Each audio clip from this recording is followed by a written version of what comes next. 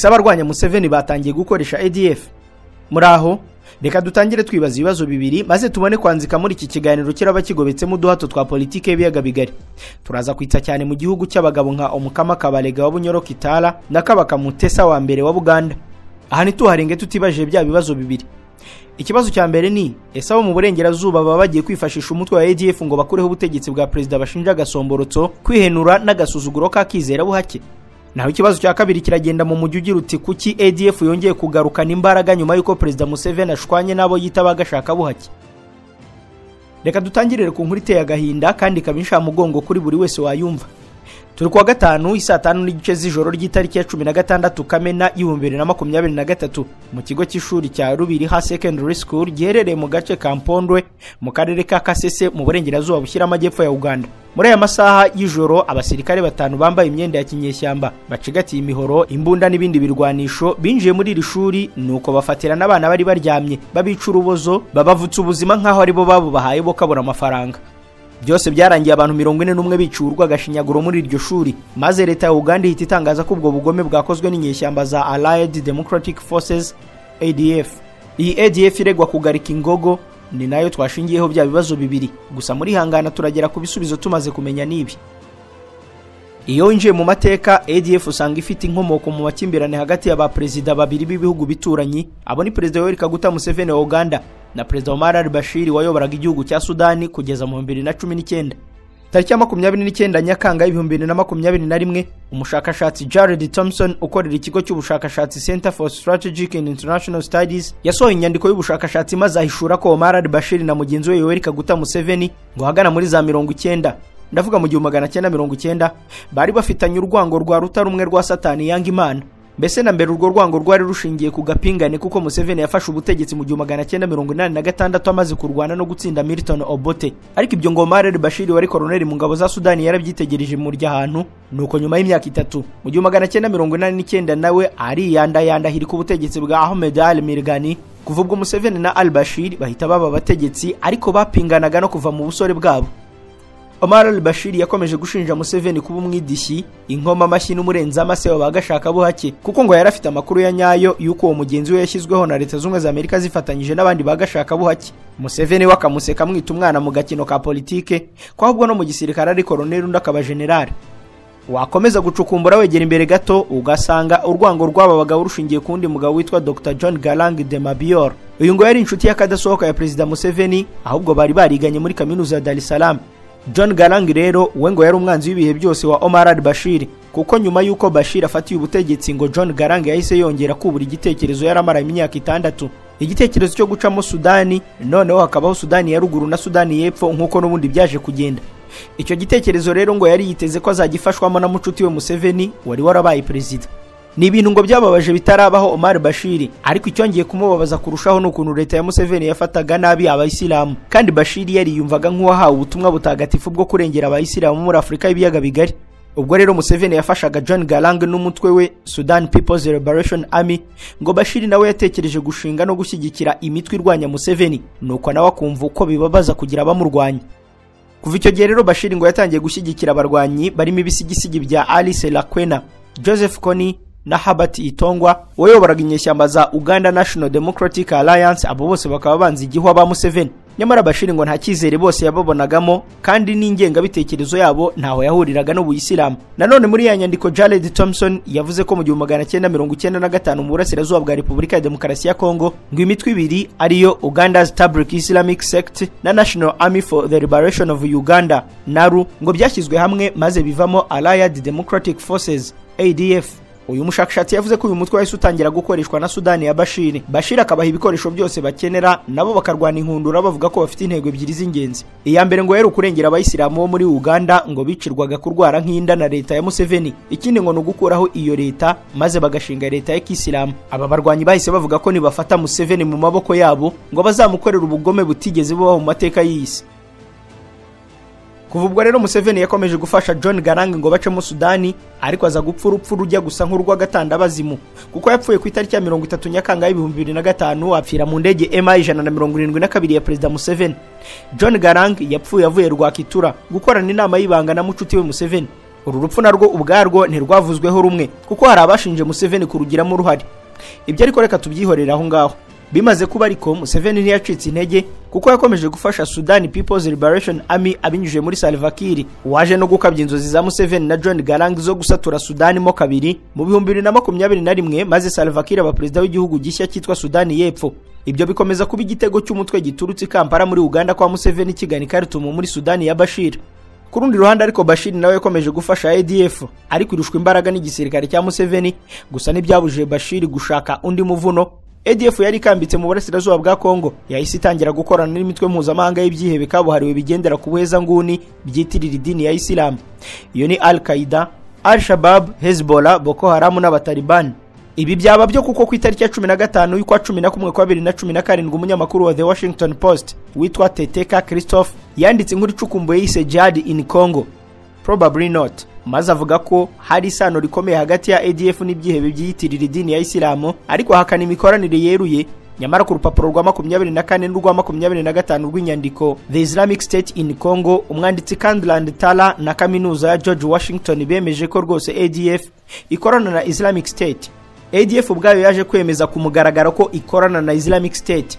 Imikoranire ya Islamic State na ADF yatumye ADF yadukana ubugome bwo kwiturikiriza ibisasu. Nk'ubwo mu 2010 mu mujyi wa Kampala haba ishyano ubwo abantu 74 bari kureba igikombe cy'isi maze basukwamo igisasu. Byemezwa ko nta gushidikanya ko hari imikoranire y'izo mpande zombi uhereye icyo gihe. Impamvu turi kwisiritsembya ku bufatanye bwa Islamic State na ADF nuko hari isano turaza kubona byagirana na bya bibazo byacu bibiri twatangiye twibaza. Ubundi ADF yakunze gukorera cyane mu mashyamba ya parike ya Virunga hafi y'imipaka ya Repubulika ya Demokarasi ya Kongo na Uganda, maze mu gihe kirekire iyoborwa n'umuheza nguni w'umwihanduza cumu w'umuyisilamu bwana Jamil Mukulu waje kuyobora ADF kugeza mu 2015 ubwo yafatirwaga muri Tanzania, maze bakamushyira Museveni wabanje kumuhondagura yarambirwa karoha mu munyururu. Kuva mu 2015 ADF yahise ibona undi mwihanduza cumu witwa Musa Baluku. Kugeza mu 2019 ADF yakuraga ubufasha kwa Bashiri ariko ikanakura akayabo k'amafaranga ku bujuri ikorera mu burasirazuba bwa Repubulika ya Demokarasi ya Kongo kuko byemezwa ko isahura zahabu, ibiti bya ribuyu n'andi mabuye y'agaciro maze ikabigurisha mu buryo bw'amagendo. Gusa ariko hari hashize imyaka ijya kurenga 20 ikibazo cya ADF cyaracecetse, yewe abagande benshi bazi ko uyu mutwe wazimye. Nyamara ariko nyuma yuko Museveni atangiye gushwana nabo mu burengerazuba, ADF yongeye kuzanzamuka kandi garukana imbaraga zidasanzwe ku buryo ku itariki ya 18 z'uku kwezi turimo Museveni yahuruje ingabo zose ngo zihagurukire guhiga bukware ADF, kandi ngo nibiba ngombwa bazinjire muri Kongo babapfufunure muri ayo mashyamba. Ababonye ibimodoka bya gisirikare n'ibibunda bya muzinga bigana mu karere ka Kasese gahana imbibi na Repubulika ya Demokarasi ya Kongo bavuga ko Museveni asa n'ufitiye ubwoba ADF. Ntabwo bishingiye gusa kuri kiriya gitero cyabereye Mpondwe, ahubwo binashingiye ku yindi politike yanabamo kuba abo mu burengerazuba baba batangiye gufasha abanzi be kugira ngo bamuryoze icyo bita ubwirasi asigaranye, kugeza naho ashyiraho itegeko rihana ubutinganyi muri Uganda rishobora no kugeza ku gihano cy'urupfu. Ibyo kuba bo mu burengerazuba bw'isi bagirana isiri na ADF byagira igisobanuro cy'ukuri niba koko ADF ikorana na Islamic State. Muribuka ko twavuze ko turaza gufindura impamvu twakomeje kubyisirisimbyaho. ADF ibaye ko kwikorana na Islamic State, ako kanya akaboko k'abantu nka Joe Biden, Barack Obama na Madame Hillary Clinton kahita kisanga muri iki kibazo. Aha noneho tuze kubigendamo twitonze kandi buhoro buhoro. Mbere na mbere tubanze tumenye ko abo bantu uko ari batatu baziranye ku bintu byinshi kandi politika ya Leta z'Ubumwe za Amerika bayifite mu kiganza mu gihe cy'imyaka irenga 30, kuko ubwo Barack Obama yari president, Joe Biden yari vice president kandi Clinton yari umunyamabanga wabo. Madame Hillary Clinton kandi kuva mu 1993 kugeza mu 2001 yari yicaye muri White House nka first lady kuko yari umugore wa Bill Clinton wari president wa Leta z'Ubumwe za Amerika icyo gihe. Muri ibyo bihe byose rero ngo bagiye bacura imigambi y'ubwirisi yose itigeze ikiryera, ariko hakaba hari ababihumuriwe.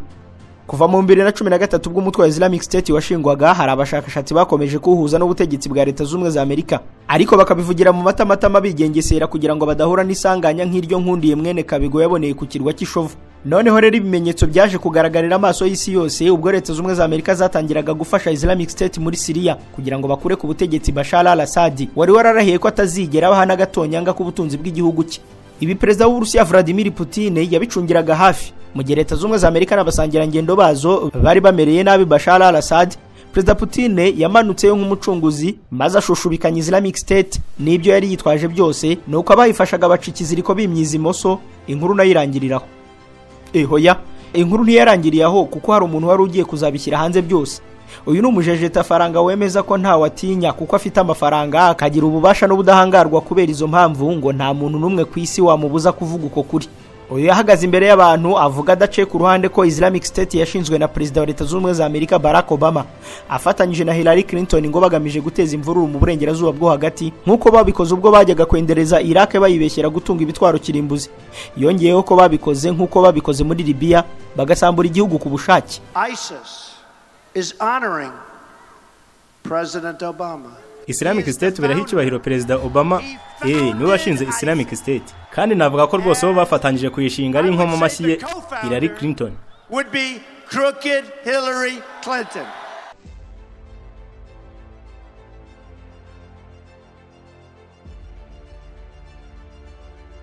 Ndatekereza ko wamaze kumva ko navugaga ari Donald Trump. Iryo jambo yarivuze tariki ya 11 z'ukwezi kwa 8 kwa 2016 arivugira muri leta ya Florida. Akimara kuvuga iri jambo abantu benshi bamwifatiye ku gahanga bamushinja ubusazi no kuvuga atiziga. Nawe basubiza ko ibyo avuga bizi kandi ko ivuze ukuri isi yose kwamagana. Ba nyir'ubwite rero Obama na Hillary Clinton bararahiye birenga bavuga ko ibyo Trump avuga batazi byari byo. Nyamara hashize agahe gato Trump abifashijwemo n'abahanga mu ikoranabuhanga guturuka mu Burusiya nkuko byaje kwemerwa nyuma binjiye muri telefone ya Hillary Clinton maze bashyira hanze ubutumwa bwa email ze. Maze muri ubwo butumwa hagaragaramo ubufatanye, isano n'ishingwa, ubufasha n'imikoranire ya Islamic State. Maze akibimenya yihutira guhita siba email ze zose kugira ngo azimangatanye ibimenyetso. Nyamara amazi yari yamaze kurenga inkombe kuko kuva ubwo Trump yamucanyeho umuriro. Abahanga muri politike nabo barabihagurukira maze Clinton abora yacira n'ayamira. Byose byaje kurangira izo email zimukojeje hasi atsindwa uruhenu kandi yari yaratangiye isi yose imuha amahirwe atagereranywa imbere y'umujejeta faranga Trump yo kuzayobora Leta Zunze za Amerika. Niba rero Obama na Hillary Clinton barafatanyije gushinga Islamic State nkuko bigarukwaho, nta gushidikanya Joe Biden nawe yaba abirimo kuko ubwo yari ari guhangana na Trump mu matora, Trump yabaje Joe Biden cyatumye we na shebuja Obama bateza umutekano muke mu burasirazuba bwo hagati. Niba rero Islamic State ifite aho ihuriye na Joe Biden kandi ari Perezida wa Leta Zunze Ubumwe za Amerika kandi nanone akaba aheruka kwandikira Perezida Museveni amumenyesha ko azamuhana yihanukiriye, tukaba twabonye ko Islamic State ikorana na ADF, ubwo dushatse twasorezaho noneho buri wese agasigarana umukoro wo kumenya ngo ese ibi bintu byifashe bite. Tutararengaho ariko muri iki cyumweru ku itariki ya 20 z'uku kwezi turimo, umunyamakuru w'ibiro ntaramakuru Reuters Madame Sonia Lore yatangaje ko impuguke z'umuryango w'abibumbye zahamije kumugaragara imikoranire ya Allied Democratic Forces na Islamic State. Ibyo kandi byongeraho iby'ibinyamakuru nka RFI, Radio Okapi bihamya ko ADF ishobora kubihagurukanya umurego udasanzwe ku buryo Uganda igomba kureba ikikora hakiri kare. Abandi batari ku Museveni waretse abatingana bagatingana, nawe ugakomeza kwisomera ku muheha w'ubutegetsi cyangwa urashaka kwikoreza umuhungu wawe ishyiga rishyushye maze akazaza ku butegetsi ahita agundagurana n'abamurusha ibigango. Museveni rero yatangaje ko atitaye ku byo abo mu burengerazuba bahora bajagatamo ngo barashaka ku isi yose ijya mu byo gutingana. Naho Robert Mugabe wigeze kwandikira Obama nawe wari wadukanye ibyo bitekerezo ati niko sha Obama we, kugira ngo nzemere iby'ubutinganyi hano muri Zimbabwe uzaze mbanze nkugira umugore wanjye maze twereke urugero abandi.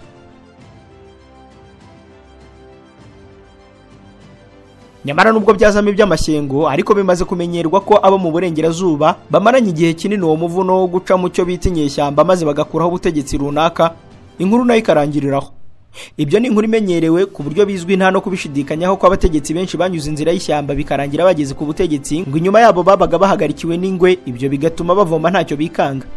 Murabizi neza ko ubufasha nk'ubwo bwageze kuri benshi ariko ntibwanasimbuka Museveni ubwe kuko ibi byagiye bigarukwaho mu matamatama ko na Museveni ubwe yageze ku butegetsi mu nzira y'ubufasha bw'ibihugu nk'Ubwongereza na Leta Zunze Ubumwe za Amerika.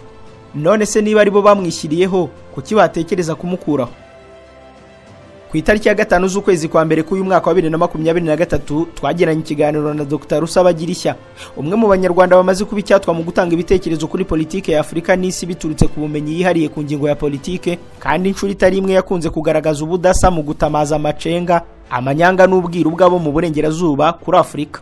Icyo gihe yatubwiye icyitwa Theorie de Trois Ailes, isobanura uburyo ibihugu bikomeye bishyiraho umutegetsi muri Afurika, noneho mu mizo ya mbere bakareba n'akana ko mu jisho, hashira igihe bagatangira kumuca sebeya, noneho bamara kumukuramo ibyo bamushyiriyeho byose bagahita bamwohereza aho basogokuru bagiye.